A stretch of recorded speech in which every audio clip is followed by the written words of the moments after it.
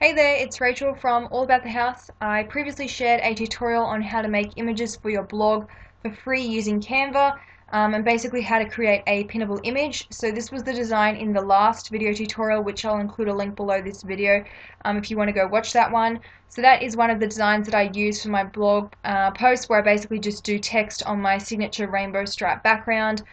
In this video, I'm going to show you a different way to do pinnable images, which involve using photos of products that you have, or if you've taken photos like in real life and you want to do like a collage of like a gift guide, or just basically to market your products, then that's what I'm going to show you how to do in this video. So I like to use Photoshop. You could again do it with Canva, but there's just limitations with Canva. I find it really irritating to resize things and align them, and it's okay for beginner use, but I really prefer to use Photoshop.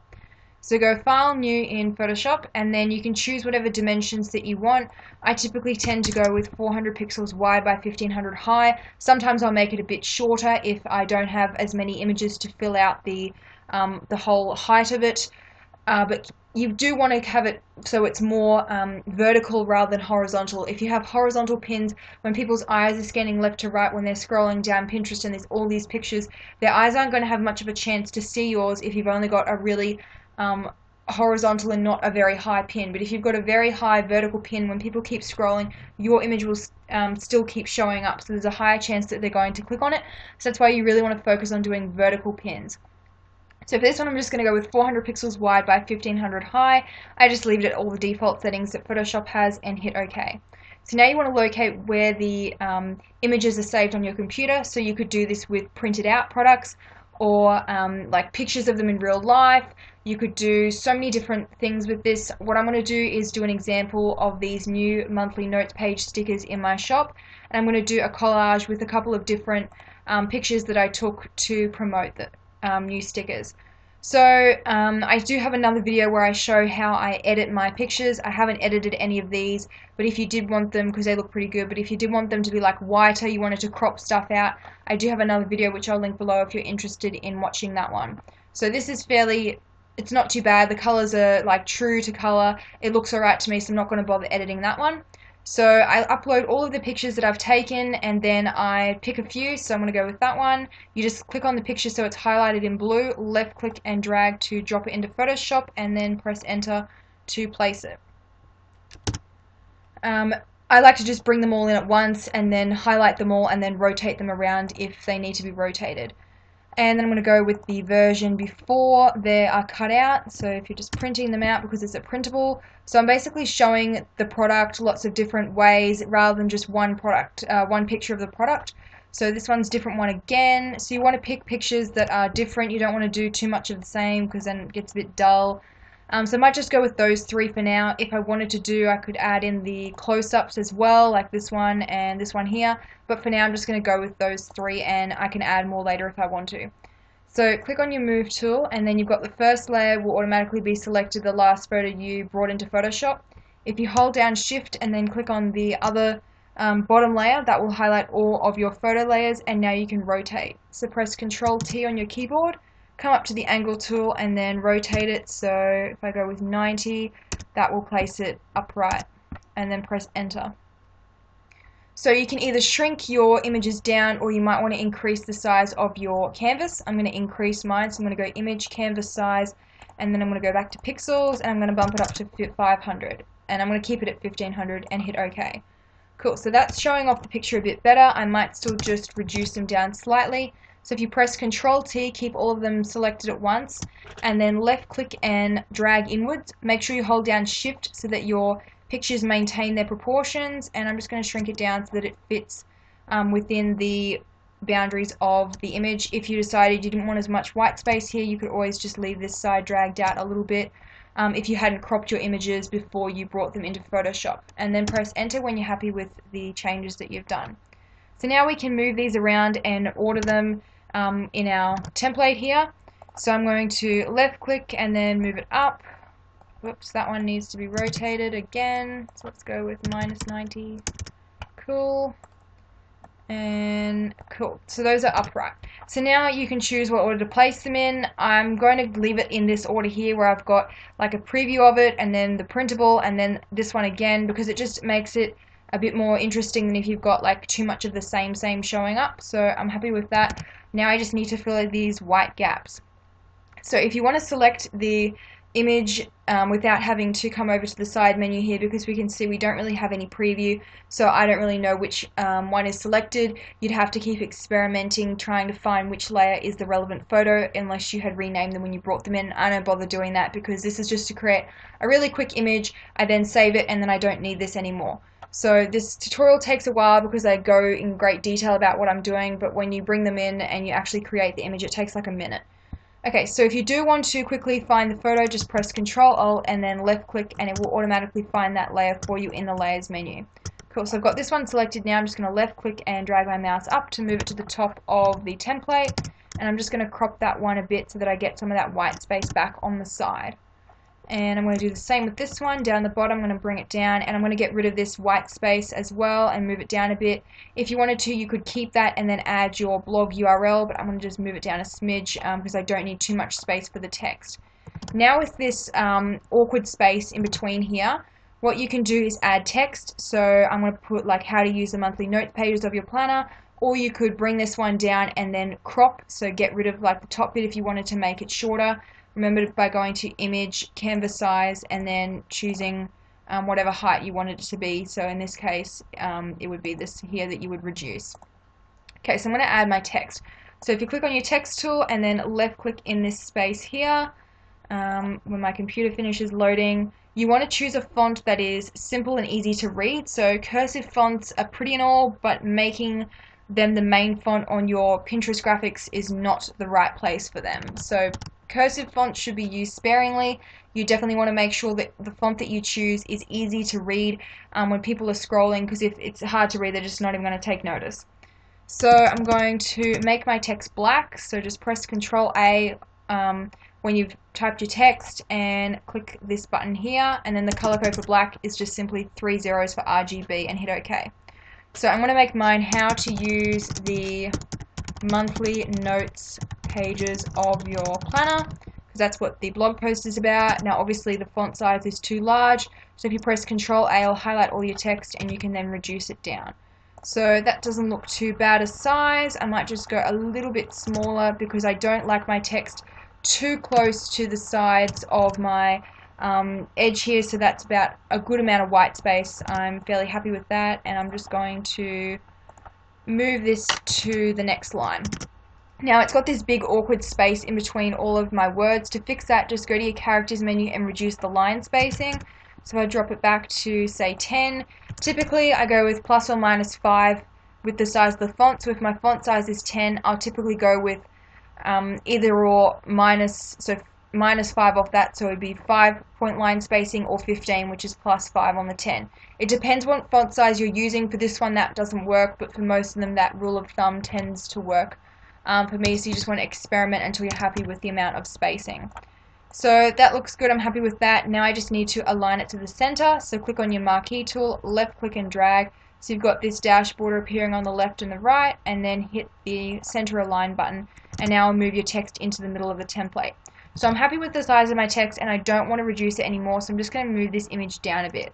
So remember to press Control A and it will find that layer for you, and then just left click and drag your mouse down. So I've used that space. Now I need to add some text in here. I'm going to add my blog URL and where they can purchase them from. So again, I'm going to type here, you might want to put like find out more at, and then put your blog name, or shop these at, and then put your shop name, your website URL, or for more info click here, or free download click here. You want to have some sort of call to action. By literally putting click here, then people will literally do that. They will, like, I don't know if it's like psychological or what, but if I see a pin that says click here, I do actually click the pin. So I don't know, it seems to work for me. I don't know if anyone else has that as well, but adding a call to action definitely does make me actually click on the image. So I might put find out more, or yeah, I'll just put find out more for this one.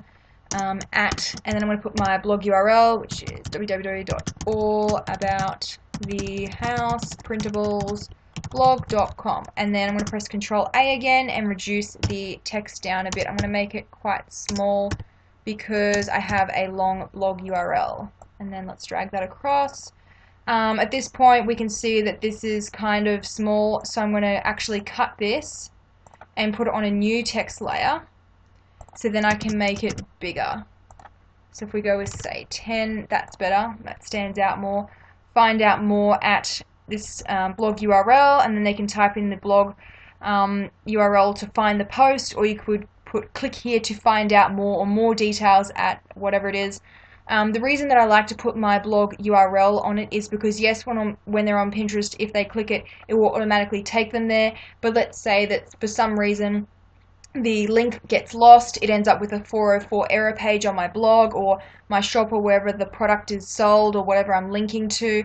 If you still have your URL on there, then people can still find it. If someone really wants to find the pin, they will type in the URL to find it if you lose the link.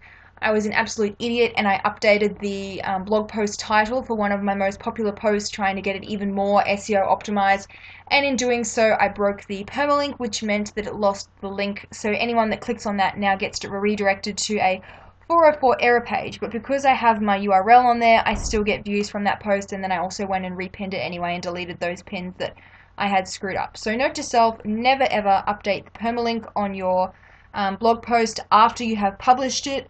And always put your blog URL on there, or some way that they can find the image, rather than just, okay, well that's lost, let's just hit the X key, and then you've just lost a potential customer or a potential blog reader. So I've got find out more at my blog URL, and then I'm going to also put shop at, and then I'm going to put my Etsy shop URL, which is, I can never remember what it is, I usually just go and copy and paste, but let's just go with etsy.com/allaboutthehouse. I can never remember what it is. You would just put in your shop URL there, you could put your online shop, etc. And again, you would just align that to the center of your template. I'm pretty sure I already aligned this stuff, but I'll just do it again to make sure. Cool.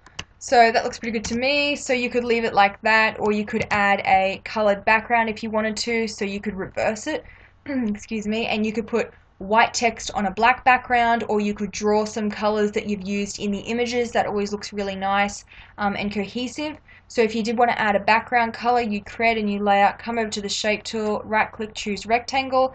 Let's say I wanted it to be black, so you choose black or any color from the swatches menu here. If you wanted to color match something in the image, I'll show how to do that in a sec. So you would left click and drag your mouse so that it covers the whole template, and now we can see that we've got these black spaces. So I actually don't like the black. I prefer when it was white, because then it's more cohesive with this white background on my images. But if you did want to, that's how you would add a background. Because it's black now, obviously you can't see my text, so we need to update that. So to quickly do that, you want to click on your first text layer, hold down Shift, so you've got all of them highlighted. You can press Control if they're not all touching. So if I hold down Shift, it's going to pick up this one in between, which I don't want that layer, so you can press Control to deselect it, or you can just press Control to individually select the text layers that you want. You want to select them all at once and then tweak them all at once. So you want your color to be white. Color code for white is 255 for each of the RGB codes, and then you hit OK. And then that will update all of your text at once, rather than clicking on the text layer, clicking on the color, hitting OK, let's do the next layer. That just takes way too long, that's way too time consuming. So highlight all your layers, change your text color all at once. So that doesn't look too bad. If you wanted to, you could pick a color from the images that you've actually used to make it all cohesive. So to do that, you would need to click on the color tool, and then it'll come up with the little eyedropper up here, and you would just click on the color that you want. So if I wanted this aqua color from the Erin Condren planner, which I took the image on, you've now got that color. If you click on your background layer, and then because this is it's a shape, so you need to go back to the shape menu and then change the color via the fill menu. Because you've just selected it down here, it'll show up in the recently used. So if you left click, it will now pick that color for you. So that looks okay, but I mean, it doesn't stand out as much as the black did for me, so I'm going to leave it as black, or the white background with the black text. But that's how you can pull the color from the image if you wanted to do that. So when you're done with your pin, you just go File, Save As, and then you've got your pinnable image ready for Pinterest and adding to your blog. And make sure when you save it, you give it a name that is keyword optimized. So for this one, I would put the title, so how to use monthly notes pages of your planner, and then I might do like Erin Condren planner, because obviously people are going to see this and they go, oh my god, Erin Condren planner, I love those, click on it and find out more. You can put some stuff that's in the product. So for these I've got stickers that are checklists, so I'd put that as a keyword. Got work stickers, no spend, so that's some of the other keywords that I'd use. I'd put printable planner stickers. So think of a few things, not only what the product is, but what's like included in the product, maybe some descriptive words like color, the style, the size, if it's a brand. So if you've got a new product range and you want to do a pinnable image, like you've ordered a whole brand range, you could put the actual products and then the brand names. You might want to put, if you're doing like a roundup for a gift giving guide, you'd obviously put SEO for that, gift guides, gifts for mum, gifts for Christmas, something like that. And then I also tend to put in my like shop name or business name, which is All About the House, because then if people are searching that on Google, it will also come up there as well. So make sure that you put a long keyword rich description, and when you do upload it to your blog, or if you're putting it on Etsy, it doesn't really matter because it will just rename it for you. But if you're putting it on your blog, then make sure that you copy the description that you've added for your file name for your image into the alt text section, because that is a text that will automatically show up when you pin it to Pinterest. So to save you having to retype out all of your keywords again and again, you just copy, you press Ctrl-A, highlight all of the text in your file name, and then paste it in the alt text section. I use WordPress, I'm not sure if Blogger is different, but you just paste it in the alt text section, and then whenever you pin it to Pinterest, when you want to do the initial pin that other people can repin, or if people pin it directly from your blog, that wording will automatically show up. So instead of like DSC123, which is like the file directly from your camera, or just Untitled 1, as is the case for the Photoshop file that you're using, it'll have that keyword rich description, and then you've got a higher chance of people finding it and repinning it. So I hope you found this tutorial helpful. That's how I make my long vertical pinnable images. I'll include a link below this video to that other tutorial that I had on the other way that I use Canva for that one, but you could do the same technique in Photoshop on how to do a Pinterest image that's basically just text based, not doesn't have any pictures in it.